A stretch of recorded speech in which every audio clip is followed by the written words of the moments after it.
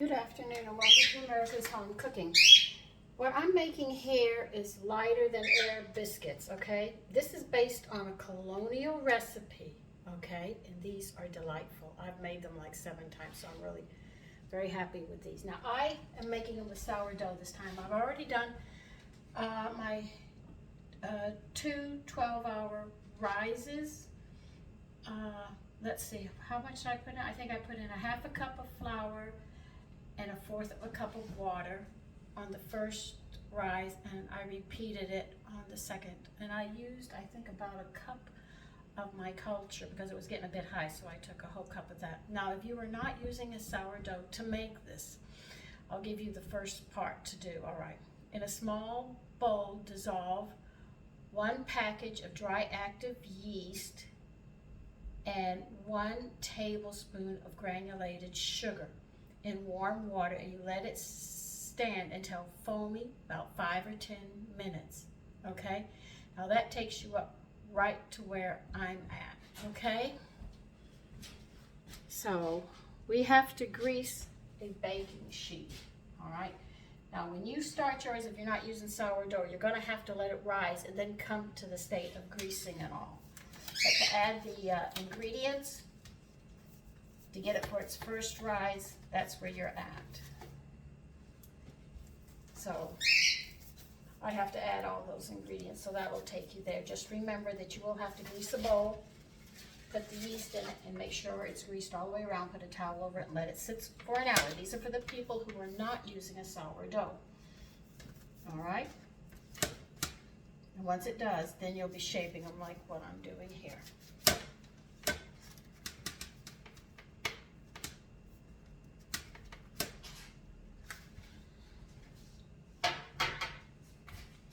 This makes more than I think. It says it makes one, doesn't, so it should be fine. Okay, now we're going to add to this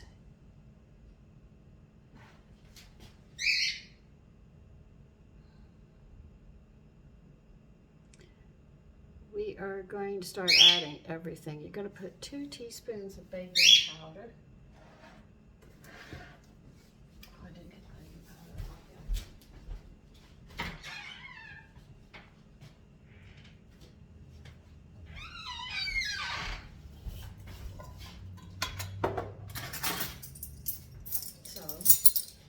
Add 2 teaspoons of baking powder.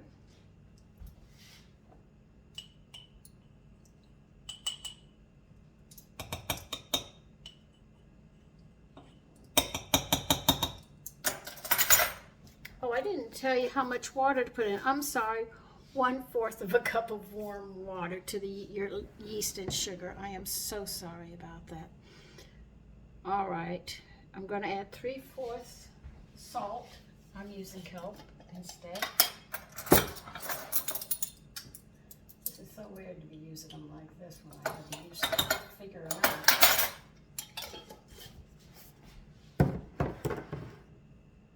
And a 1/2 teaspoon of baking soda. It's actually across from an English muffins and biscuits, actually, you must know. Because I'm reading everything, and I do know the combinations of certain things, so I know that this is actually, I think this is the party of biscuits. And then quit making this recipe.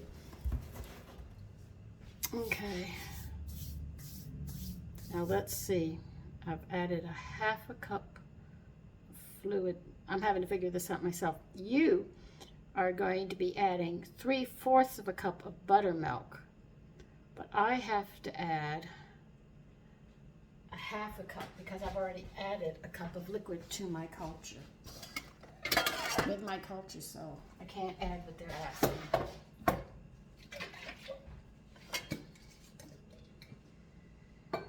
Because I've already used it. So you're going to use 3/4 of a cup of buttermilk.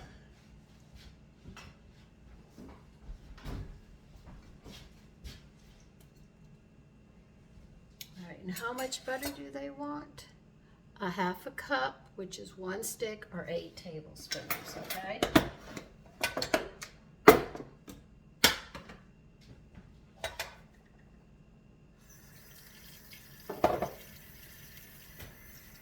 What I'm going to do is add half a cup of water and start adding the butter until it gets up to a cup, the water level, and I will have exactly 1 stick of butter.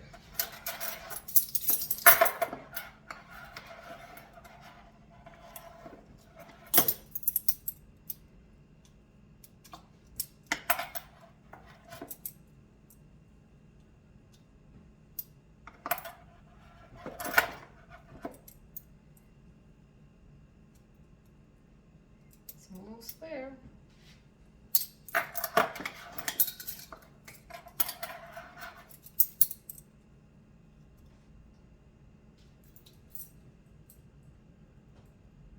Yep, that's it.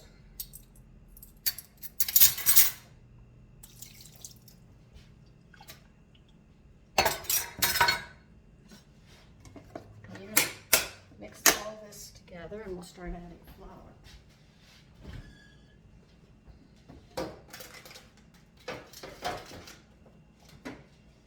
Now I have already added wheat flour with my culture, okay? So I already have some wheat flour in here. And if you want to add wheat flour, I have added approximately 3/4 of a cup of wheat flour, of all the flour. Because it asks exactly for 3 cups of flour. So if you want to use part of that and put some whole wheat in it, you can.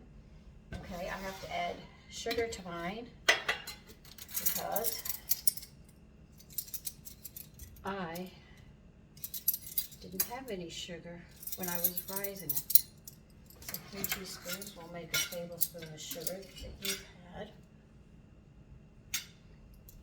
So see, when you start using sourdough and with your culture, you have to adjust for your liquids because you're going to be, for the 2 rises, you're going to be using liquid and flour. So you have to minus that off of your recipe to make sure.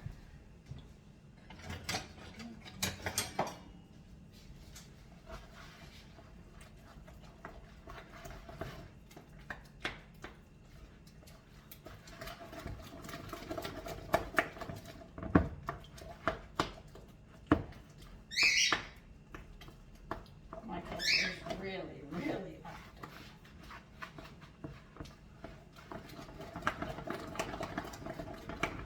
Remember, at that time, they would use sourdough. They didn't buy yeast, they had to make their yeast. Some women do it with potato water. I do it with flour and water, but it's gotta be bread flour, and you have to catch the microbes in the air. You've gotta make an environment where they wanna live and feed them. When you do, by all means, they'll help themselves. Next thing you know, you've got a whole family of them living in a bowl or like a culture I have. I have them in a jar. They're happy. They get fed every day. Okay, let's see.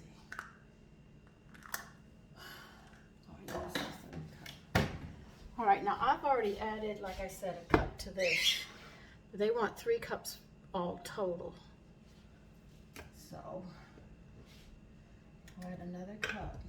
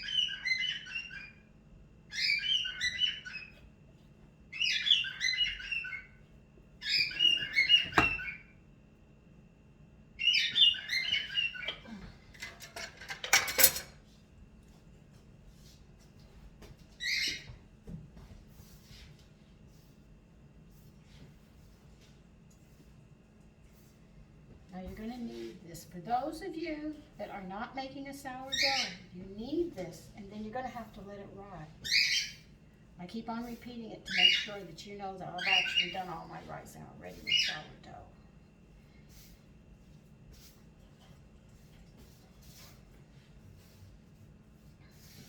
And the reason I like sourdough is there's a lot of microbes out there. They help break down the minerals and whole grains and stuff.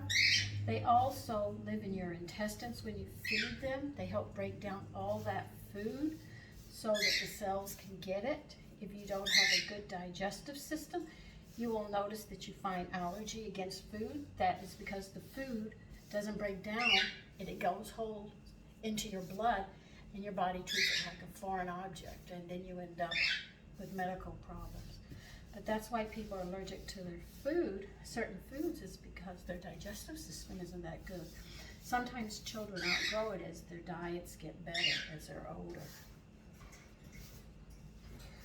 That's why I add wheat germ, buttermilk. I sit there and I use yogurt and whole grains and stuff to make sure. Because every time you take a medication, every time you take a drug, every time you take a drink, coffee, as well as tea, affects that digestive system. Yes, coffee and tea has potassium in it. I'm not saying it doesn't. But people add so much to it that it's no longer a food. It becomes a poison. But if you drink it black or plain like tea, just plain tea, no sugar, no nothing in it, your body uses it as a food. The same thing with coffee, but you start making all these fancy coffees, or not fancy, let's say exotic coffees. This is when all the digestion starts having problems. So as they say, from readings, you really are what you eat. If you want your health, you have to spend a lifetime eating, so when you get old, you don't get sick. This dough is so nice. I love working with this dough. See how soft it is? With the buttermilk and everything in it. And the wheat flour I have in it.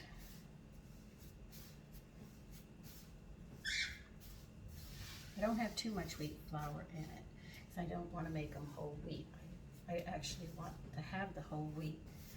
But if you don't want whole wheat, you can add a couple of tablespoons of wheat germ to it.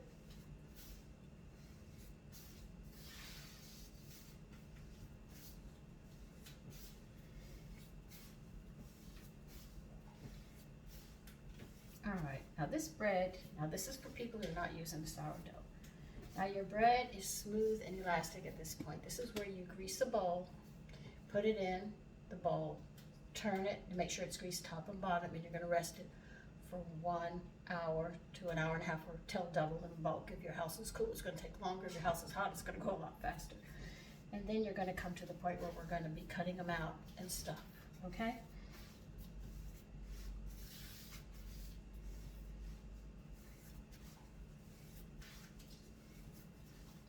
I love this dough because it acts so beautiful. There are some doughs that are tough, and then you have some that are just so smooth, and this is one of them.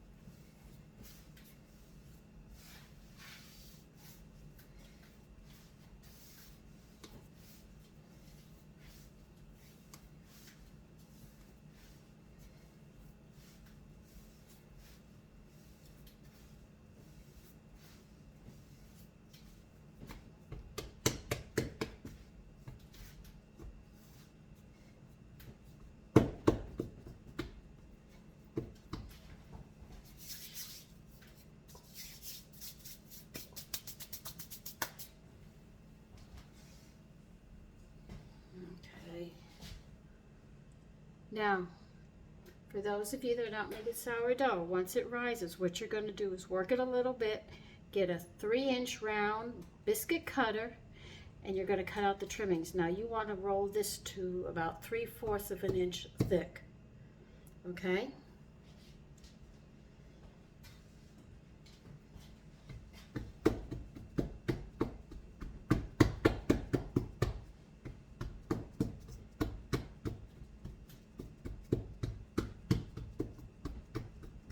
told you this is a beautiful dough.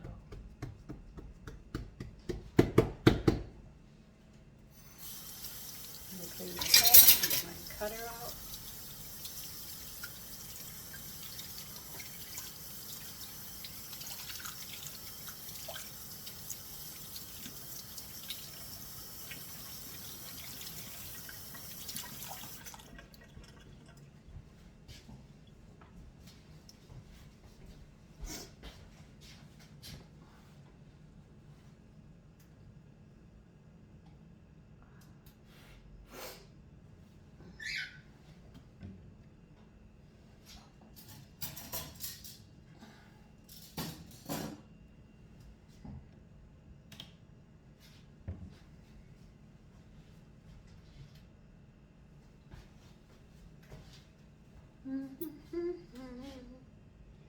Three and 1/4.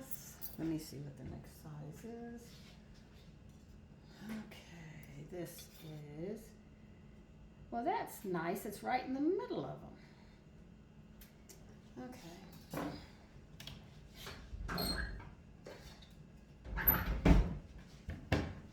This is a little bigger than that.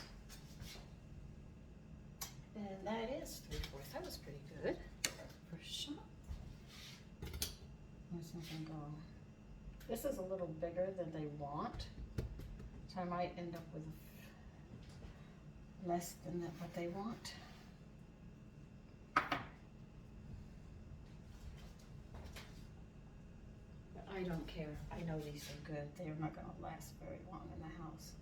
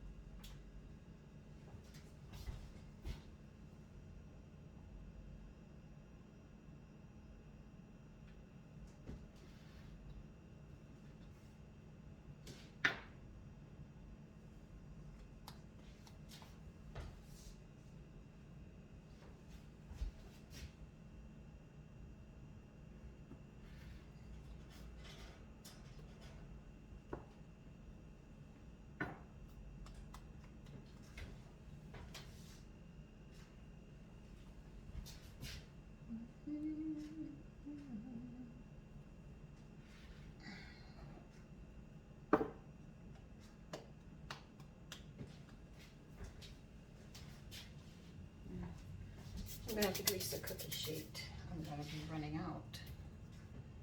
Because these are bigger.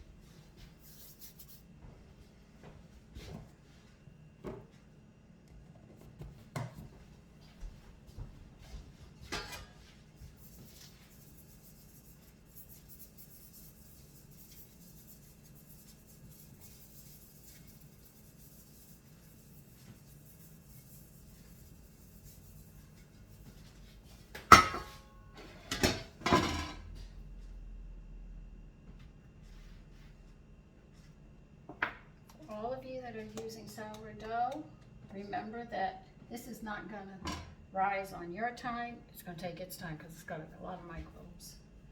But once they double, it'll be time to bake them.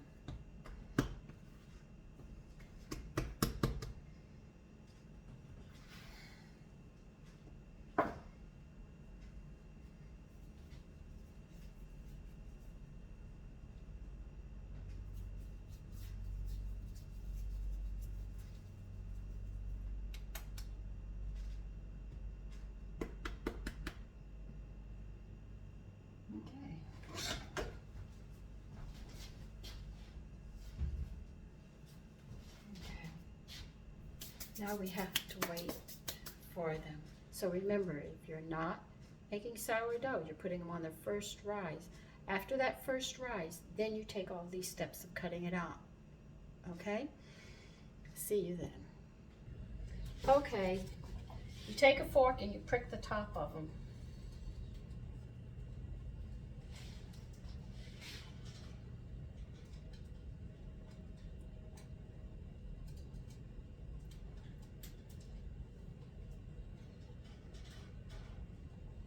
You don't have to prick them hard. Okay, now we have to set the oven at 375 and they're going to be baking 15 minutes each.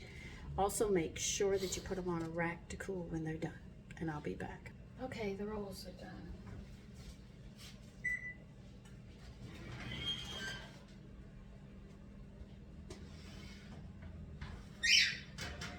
They're not really rolls. They call them biscuits, I think. Yes, they call these biscuits.